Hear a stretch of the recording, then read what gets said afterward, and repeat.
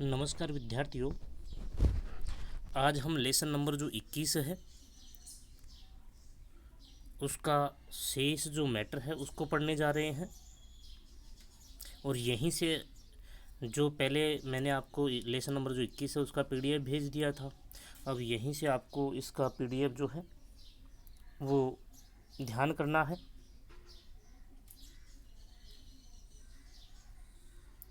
यहीं से आपको इसका पीडीएफ ध्यान करना है।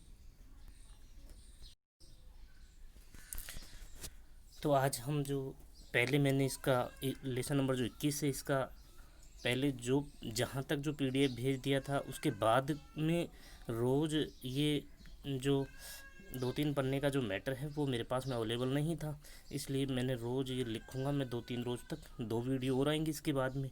एक वीडियो ये है आज का, उसके बाद में 2 वीडियो और आएंगे। तो मैं लिखूँगा और जो भी पीडीएफ उसके पहले भेज दूँगा और उसके बाद में वीडियो से आप समझ लेंगे, ठीक है ना। तो आज हम लेसन नंबर 21 का जो शेष मैटर है उसके बारे में बात करते हैं। देखिए स्क्रीन पे आपको दिखाई तो दे रहा होगा प्रादेशिक असंतुलन। अब प्रादेशिक असंतुलन क्या होता है, सबसे पहले तो ये जो टर्म है वो आपको पता होनी चाहिए। प्रादेशिक असंतुलन का मतलब होता है, जैसे मान लीजिए एक प्रदेश दूसरे प्रदेश की अपेक्षा, एक प्रदेश दूसरे प्रदेश की तुलना में अलग अलग क्षेत्रों में या किन्हीं मुख्य जो प्रमुख क्षेत्र हैं उनमें पिछड़ जाता है, किन्हीं कारणों की वजह से, है ना, पिछड़ जाता है। जैसे शिक्षा है ना, शिक्षा है, स्वास्थ्य है और मूलभूत जो आवश्यकताएं हैं उनमें अगर वह क्षेत्र एक क्षेत्र दूसरे क्षेत्र की अपेक्षा पिछड़ जाता है ना, तो उसे प्रादेशिक असंतुलन कहते हैं। जैसे जब एक प्रदेश दूसरे प्रदेश की अपेक्षा अनेक क्षेत्रों में, जैसे शिक्षा है, स्वास्थ्य है, रोजगार के अवसर हैं आदि, पिछड़ता चला जाता है तो उसे प्रादेशिक असंतुलन कहते हैं। दो प्रदेशों के मध्य में एक प्रदेश जब बहुत ज़्यादा पिछड़ता चला जाता है तो उसे प्रादेशिक असंतुलन कहते हैं। ये आपको ध्यान करना है। तो उसे ही प्रादेशिक असंतुलन की संज्ञा दी जाती है। तथा संबंधित दोनों क्षेत्रों के मध्य में, दोनों क्षेत्र कौन से, दो प्रदेशों की बात कर रहे हैं हम। एक प्रदेश दूसरे प्रदेश की अपेक्षा अलग अलग क्षेत्रों में जब पिछड़ जाता है तो उसे हम प्रादेशिक असंतुलन कहते हैं। तो प्रादेशिक असंतुलन से संबंधित जो दो क्षेत्र हैं उन दोनों क्षेत्रों के मध्य में असंतुलन उत्पन्न हो जाता है। असंतुलन उत्पन्न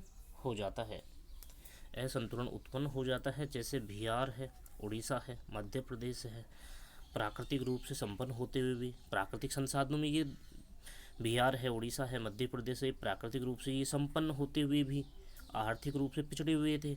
स्वतंत्रता से पहले की बात हो रही है।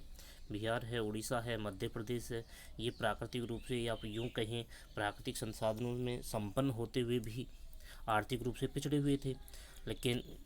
लेकिन वर्तमान समय में या यूँ कहें स्वतंत्रता के पहले तो ये पिछड़े हुए थे और स्वतंत्रता के बाद में योजना आयोग जैसी संस्थाओं ने इन क्षेत्रों का काफ़ी विकास कर दिया है और प्राकृतिक संसाधनों का उपयोग करते हुए इन क्षेत्रों को आर्थिक रूप से सुदृढ़ बना दिया है, ठीक है ना। तो ये हम बात कर रहे हैं।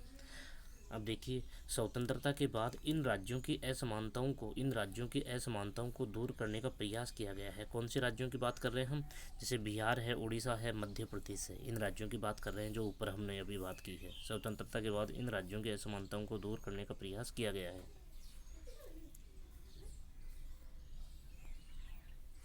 अब यहाँ पे देखिए आपको एक विद्वान का नाम दिख रहा है, के.वी. सुंदरम। ये विद्वान है के.वी. सुंदरम, इसका पूरा नाम है, इसका नाम यही है के.वी. सुंदरम।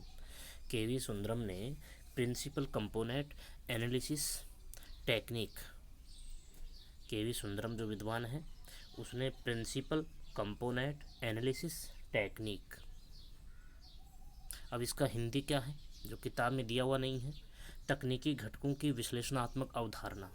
तकनीकी घटकों की, घटक मतलब तथ्य, कंपोनेंट मतलब तथ्य,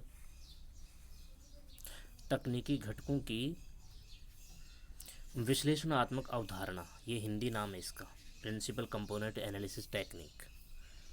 दोबारा के.वी. सुंदरम की बात कर रहे हैं हम। के.वी. सुंदरम ने इस तकनीकी घटकों की विश्लेषणात्मक अवधारणा के द्वारा 14 चरों के आधार पर, चर होते हैं मतलब 14 ऐसी चीज़ें दो प्रदेशों के मध्य में एक प्रदेश को प्रादेशिक असंतुलन के आधार पर पिछड़ा प्रदेश कैसे कह सकते हैं। तो ऐसे 14 जो चर हैं जिनको हम तथ्य कह सकते हैं, तो 14 चरों के आधार पर या तथ्यों के आधार पर उन चरों का या तथ्यों का उपयोग करते हुए अविकसित भारत में, जब भारत कौन सी श्रेणी में था, अविकसित श्रेणी में था। अविकसित, यहाँ पे ये कोमा लगा हुआ है, हल्का सा कोमा, और ये कोमा लगा हुआ है, ठीक है ना। अविकसित, ये हल्का सा लगा हुआ है और ये लगा हुआ है। अविकसित भारत में, अविकसित भारत में निम्न वर्ग एवं अति निम्न वर्ग जो है उनकी पहचान की है। निम्न वर्ग और अति निम्न वर्ग, निम्न से भी अति निम्न, ठीक है ना, अति निम्न वर्गों की पहचान की है, जिसमें देश के मुख्यतः अब जो के.वी. सुंदरम ने जो इस प्रकार के 14 घटकों को, 14 जो चर हैं उनको, उनका उपयोग करते हुए अविकसित भारत में निम्न वर्ग और अति निम्न वर्ग के आधार पर वर्गों की जो पहचान की है, जिसमें देश के मुख्यतः पूर्वी भाग है, मध्यवर्ती भाग है, मध्य दक्षिणी भाग है, 3 भागों में इसको बांटा है। जो देश के मुख्यतः ये भाग शामिल किए गए हैं, पूर्वी भाग, मध्यवर्ती भाग और मध्य दक्षिणी भाग, ठीक है ना। अब देखिए हम आगे बात कर लें। हाल ही में कब, 1999 में, ये डेट लिखा हुआ है। हाल ही में मतलब क्या हुआ, हाल ही में 1999 की बात कर रहे हैं हम। हाल ही में विद्वान का नाम क्या है, मोनी राय, ये मोनी राय विद्वान है। तो मोनी राय विद्वान ने 1999 में, हाल ही में कब, 1999 में मोनी राय ने क्या किया, 1991 की जनसंख्या के जो आंकड़े हैं, 1991 की जनसंख्या के जो आंकड़े हैं, 1999 में, ध्यान देना आप, 1999 में, और जनसंख्या के आंकड़े कौन से लिए गए, 1991 की जनसंख्या के आंकड़ों के आधार पर कितने चरों के आधार पर प्रादेशिक असंतुलन की व्याख्या की है, 38 चरों की सहायता से, 38 चरों की सहायता से जनपदीय स्तर पर देश के विकास के स्तर को मानचित्रित करने का प्रयास किया है। जनपदीय स्तर पर मतलब जनपद कितने होते हैं, 16 जनपद होते हैं। इतिहास के जो स्टूडेंट होते हैं उन्हें पता होता है ना। तो इतिहास में ये चलते हैं, 16 जनपद होते हैं। प्राचीन समय में कितने जनपद हुआ करते थे, 16। तो 16 जनपदीय या यूँ कहें जनपदीय स्तर पर देश के विकास के स्तर को मानचित्रित करने का प्रयास किया है। किन्होंने, मोनी रॉय ने। मोनी रॉय कह दीजिए या मोनी राय।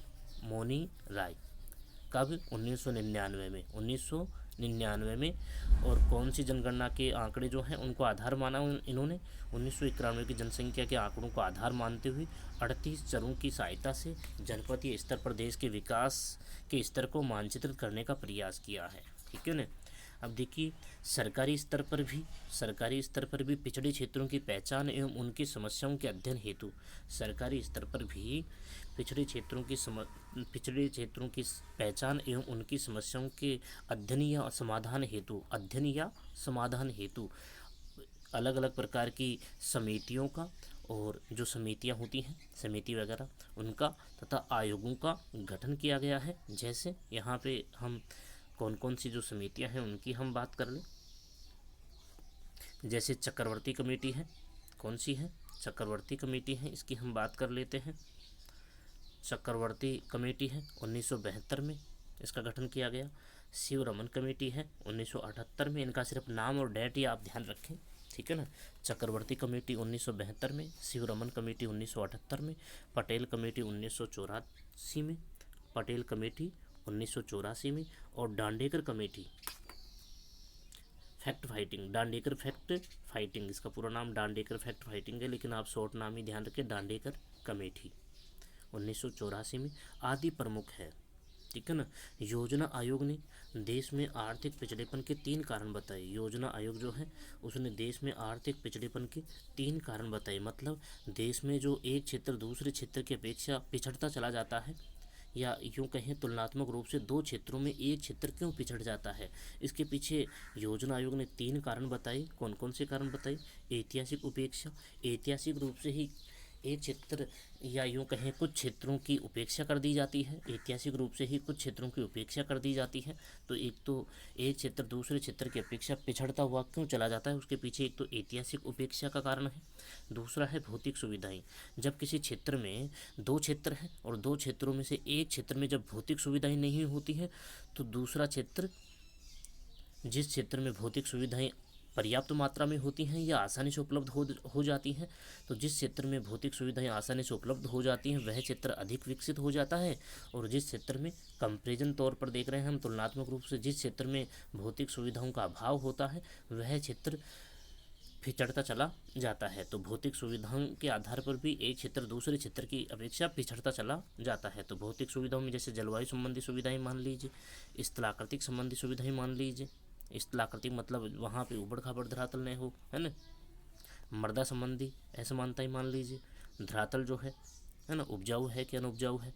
और भौम जल स्तर, भौम जल स्तर, भूमिगत जो जल है, वाटर लेवल कैसा है। आपने देखा होगा कि मरुस्थलीय क्षेत्रों में जनसंख्या निवास नहीं कर पाती है, जबकि जो आसानी से जो जल उपलब्ध हो जाता है उन क्षेत्रों में जनसंख्या घनत्व अधिक होता है। नदी घाटियों में होता है ना, नदी घाटियों में अधिक जनसंख्या निवास करती है, जबकि मरुस्थलीय जो क्षेत्र होते हैं उनमें जनसंख्या घनत्व कम पाया जाता है।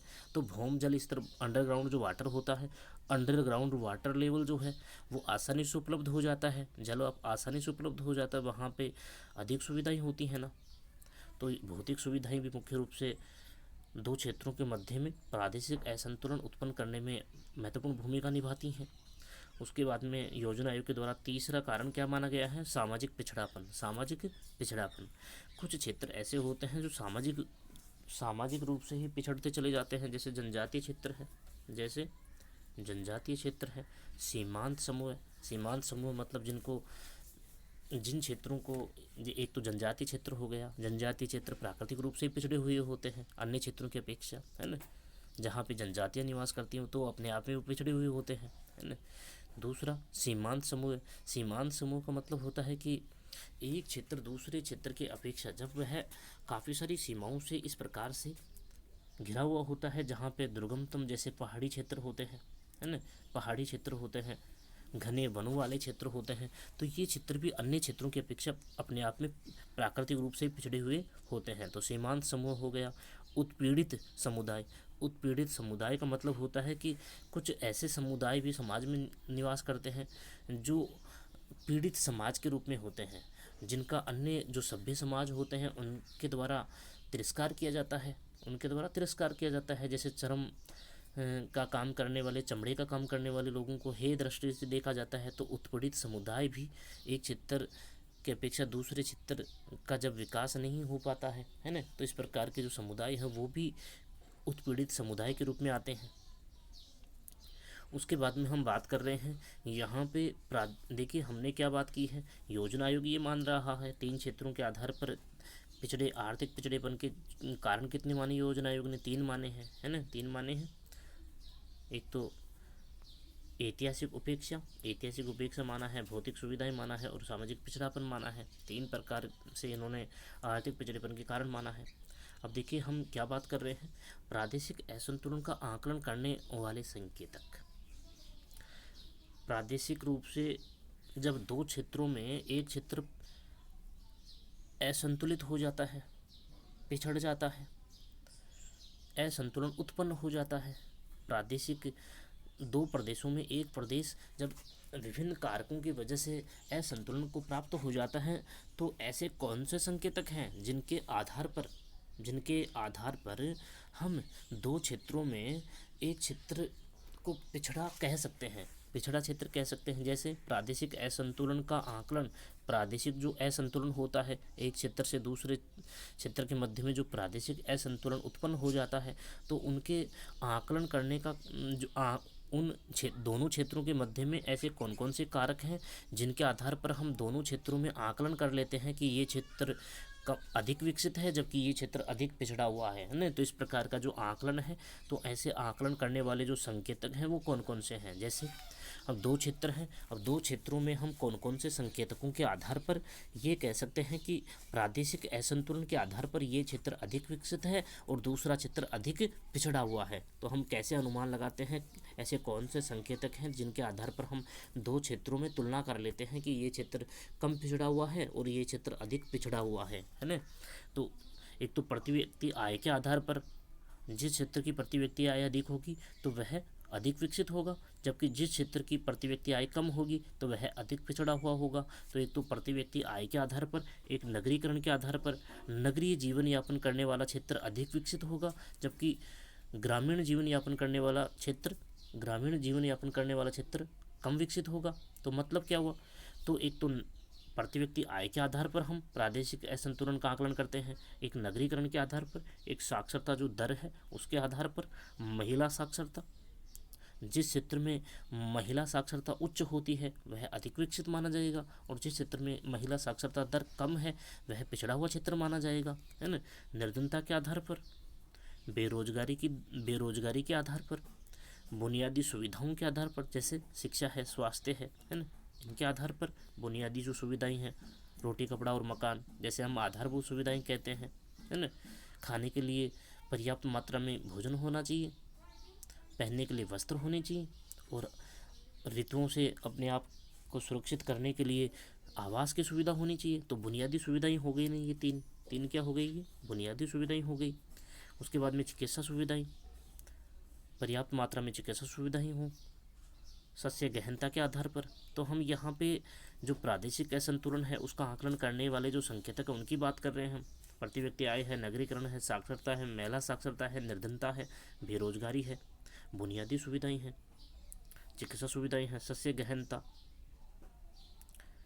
2 क्षेत्रों में से जिस क्षेत्र में प्रति हेक्टेयर उत्पादन अधिक होता है उसकी सस्य गहनता अधिक होगी और वह अधिक विकसित माना जाएगा, कम पिछड़ा हुआ माना जाएगा। जबकि जिस क्षेत्र की सस्य गहनता प्रति हेक्टेयर कम उत्पादन होता है तो वह कम गहनता वाला क्षेत्र हो गया ना। सस्य का मतलब होता है फसल गहनता जिसकी हम बात कर रहे हैं। सस्य का मतलब क्या होता है, फसल गहनता, ठीक है ना। क्रॉप डेंसिटी की बात कर रहे हैं हम, सस्य गहनता मतलब क्रॉप डेंसिटी मतलब गहनता, सघनता, ठीक है ना, वो बात हो रही है यहाँ पे। सिंचाई है, जिस क्षेत्र में सिंचाई के साधन पर्याप्त मात्रा में उपलब्ध हैं वह कम पिछड़ा हुआ होगा और जिस क्षेत्र में सिंचाई के साधन पर्याप्त मात्रा में उपलब्ध है ही नहीं तो वह पिछड़ा हुआ हो गया ना क्षेत्र, विकास दर के आधार पर। उसके बाद में हम बात कर रहे हैं, देखिए प्रादेशिक असंतुलन को दूर करने के लिए चलाए गए कार्यक्रम राज्य सरकारों के द्वारा और केंद्र सरकार के द्वारा। जो प्रादेशिक असंतुलन को 2 क्षेत्रों के मध्य में जो असंतुलन उत्पन्न हो जाता है, 2 क्षेत्रों के मध्य में जो असंतुलन उत्पन्न हो जाता है, कौन कौन से ऐसे कारण हैं जिनके आधार पर हम 2 क्षेत्रों में से एक क्षेत्र को प्रादेशिक रूप से असंतुलन की संज्ञा दे देते हैं। तो हमने यहाँ पे 11 जो नाम है वो ऊपर पढ़ लिए ना हमने, ये सारे। एक क्षेत्र दूसरे क्षेत्र की अपेक्षा कौन कौन से क्षेत्रों में जब पिछड़ जाता है तो उसे हम प्रादेशिक असंतुलन की संज्ञा देते हैं। तो ये हमने 11 पढ़ लिए ना ऊपर। अब देखिए प्रादेशिक असंतुलन को दूर करने के लिए चलाए गए कार्यक्रम, प्रादेशिक असंतुलन को दूर करने के लिए कौन कौन से ऐसे कार्यक्रम हैं जिनका संचालन राज्य व केंद्र सरकारों के द्वारा किया जा रहा है। 1 नंबर तो क्या है, मरु विकास कार्यक्रम। 1 नंबर क्या है, मरु विकास कार्यक्रम। मरु विकास कार्यक्रम जो है, मरु विकास कार्यक्रम का संचालन 1977-78 में किया गया। कब किया गया, 1977-78 में। डिटेल से हम कर लेंगे इनको 1977-78 में, ठीक है ना। मरु विकास कार्यक्रम 1977-78 में प्रारंभ किया गया। मरुस्थलीय क्षेत्रों में इस प्रकार के कार्यक्रम चलाए जाए जिससे कि प्रादेशिक असंतुलन दूर हो सके।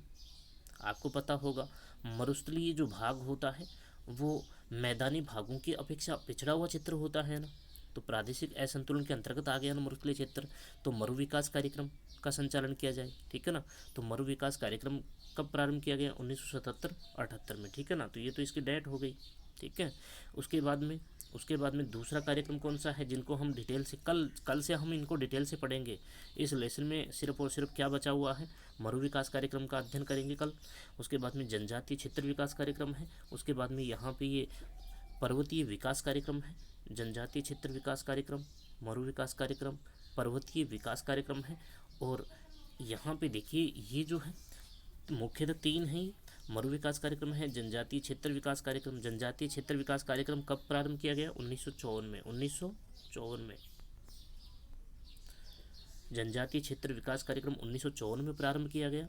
और पर्वतीय विकास कार्यक्रम, इसकी डेट दी हुई नहीं है, ये इन कार्यक्रमों के साथ ही प्रारंभ किया गया है। जनजातीय क्षेत्र विकास कार्यक्रम, अब आपको पता है जनजातियां जो है मुख्यतः दुर्गम जो वन क्षेत्र होते हैं, सघन वन वाले जो क्षेत्र होते हैं उनमें जनजातियां निवास करती हैं। और पर्वतीय जो क्षेत्र होते हैं, दुर्गम पहाड़ी वाले जो क्षेत्र होते हैं उनमें जनजातियां निवास करती हैं। तो जनजातीय क्षेत्र विकास कार्यक्रम के आसपास ही पर्वतीय विकास कार्यक्रम का भी प्रारंभ कर दिया जाता है। और पर्वतीय विकास कार्यक्रम से ही जुड़ा हुआ कार्यक्रम कौन सा है, पशुपालन कार्यक्रम है। पर्वतीय विकास कार्यक्रम से ही जुड़ा हुआ कार्यक्रम कौन सा है, पशुपालन कार्यक्रम है। और इसको हमने 4 नंबर दे दिया है। वैसे तो ये 4 नंबर कार्यक्रम नहीं है, पर्वतीय विकास कार्यक्रम के अंतर्गत ही इसको शामिल किया गया है। और पर्वतीय विकास कार्यक्रम के अंतर्गत ही इसको शामिल किया गया है, लेकिन हमने इसको थोड़ा सा अलग पढ़ने के कारण इसको पशुपालन कार्यक्रम के रूप में 4 नंबर इसको हमने दे दिया है। तो इसकी भी कोई डेट वगैरह नहीं है, ठीक है ना। तो आदि है ये। तो प्रादेशिक असंतुलन को दूर करने के लिए चलाए गए कार्यक्रम यहाँ पे कितने हो गए, 4 हो गए, काउंटिंग में 4 हो गए। वैसे कितने हैं, ये 3 ही हैं, ठीक है ना। मरु विकास कार्यक्रम है, जनजातीय क्षेत्र विकास कार्यक्रम है और पर्वतीय विकास कार्यक्रम। बोर्ड एग्जाम में यहाँ से क्या प्रश्न आ सकता है, बोर्ड एग्जाम में यहाँ से ये प्रश्न आ सकता है कि प्रादेशिक असंतुलन से क्या तात्पर्य है। प्रादेशिक असंतुलन की डेफिनेशन पूछी जा सकती है, प्रादेशिक असंतुलन से क्या तात्पर्य है, और प्रादेशिक असंतुलन को दूर करने के लिए चलाए गए मरु विकास कार्यक्रम। या फिर देखिए बोर्ड एग्जाम में एक तो मरु विकास कार्यक्रम आता है अक्सर, और दूसरा आता है पर्वतीय विकास कार्यक्रम। तो इन दोनों में से अक्सर ये एक दूसरे के बाद में आते रहते हैं, मरु विकास कार्यक्रम, पर्वतीय विकास कार्यक्रम, ठीक है ना। अब आगे की बात हम कल करेंगे, ठीक है। आज के लिए इतना ही काफ़ी है। कल भी हम इसी प्रकार से PDF डाल देंगे, PDF के तुरंत बाद हम इस प्रकार से वीडियो डाल देंगे, ठीक है।